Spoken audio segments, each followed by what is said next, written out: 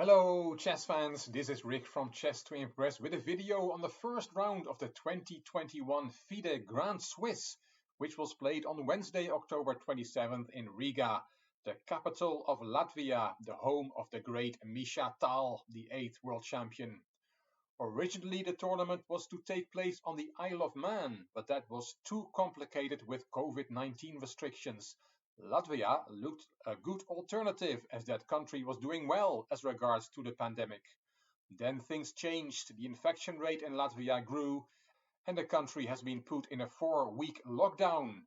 Some events can still go ahead, and the FIDE Grand Swiss is one of them. No face masks need to be used during the games, but restaurants are closed and there is a curfew. Between 8 p.m. and 5 a.m. people have to stay inside. Anyway, it's good for chess lovers that the tournament is going on, a nice appetizer for the big one. In 30 days, the World Championship match between Magnus Carlsen and Jan Nepomniachtchi will kick off in Dubai. This is from the official website. The FIDEchess.com Grand Swiss Tournament and Women's Grand Swiss 2021 are part of the qualifications for the 2021-2023 World Championship cycle. Both tournaments will consist of 11 rounds played under the Swiss system with 114 and 50 players respectively. The total prize fund is $550,000.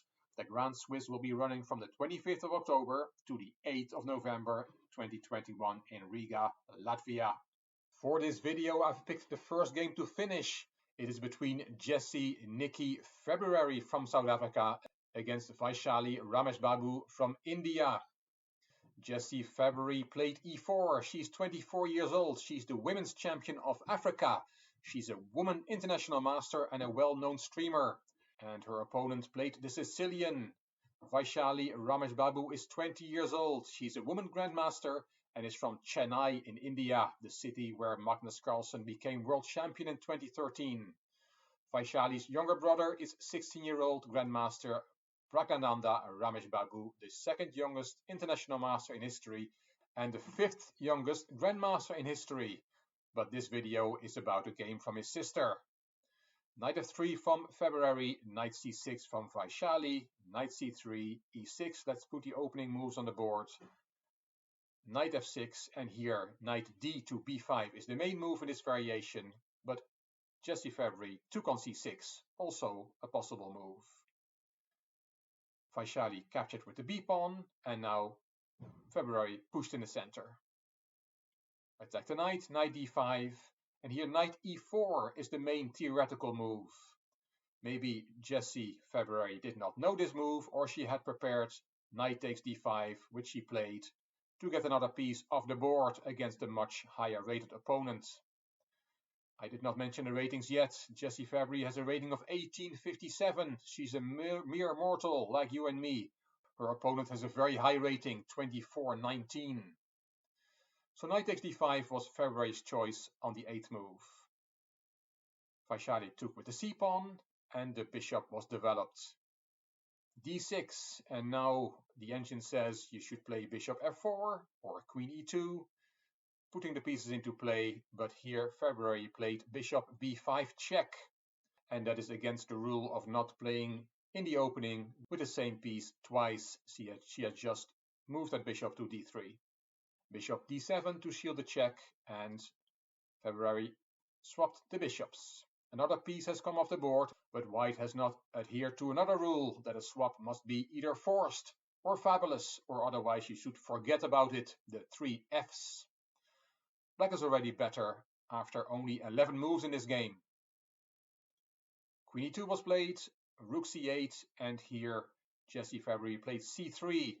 A little bit mysterious, but we can understand that move if we see black's threat. Let's say it was black to move in this position, then she would take on e5, and after queen takes e5, the pawn on c2 will fall. And that's why c3 makes sense in this position. Rook c4, and now f3, another pawn move. And why was that one made? Well, again, let's look at black's threat. If it is black to play here, she can play rook e4. And that doesn't win the queen. You still have bishop e3, but you lose the pawn on e5. You can then kick the rook, but the rook goes back to c4, and black has won a pawn. So now we understand that after rook c4, the move f3 was played. Queen c7, attacking that e5 pawn with 2 pieces. It's only defended once by white's queen. So February took on d6. Bishop takes, again developing a piece with tempo, and bishop e3. Probably white should have tried g3 or h3, but she does not have a great position anyway. Because now that pawn on h2 is hanging, bishop takes h2 is possible, and it was played by Vaishali, picking up that pawn. February had seen that, and she thought, I can snack that pawn on a7. Because if black takes the bishop, which was actually played here on move 17 by Vaishali, then I can take the bishop on h2, which is no longer protected.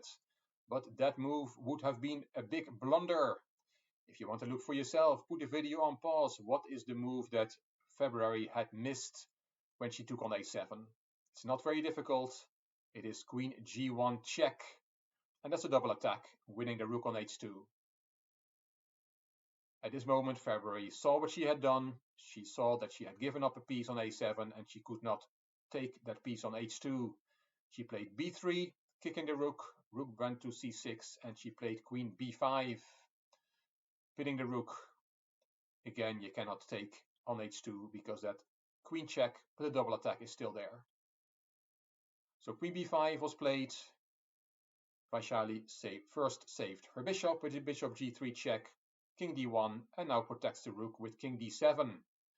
And after 20 moves, Jessie, Nikki, February resigned. She's just a piece down for no compensation. A tough start for the lowest seed. It was on the cards that she would lose the game against an opponent with a rating difference of 562 points. But losing with white in 20 moves always hurts. On Chess to Impress, we are rooting for the underdog, and we wish Jessie February all the best for the remainder of the tournament, and we'll keep following her. A very good start for Vaishali, a first round win that did not cost her much energy. Hope you'll keep following the FIDE Grand Swiss tournament with me. If you like this video, please give it a thumbs up, please subscribe to the Chess to Impress channel, and please leave a comment. I will read them all and I will reply to them all. If you like the video, it would be great if you could share it on social media by clicking the share button on YouTube. You can find me on Instagram, on Twitter and on Facebook. This is Rick for Chess to Impress. Thank you for watching.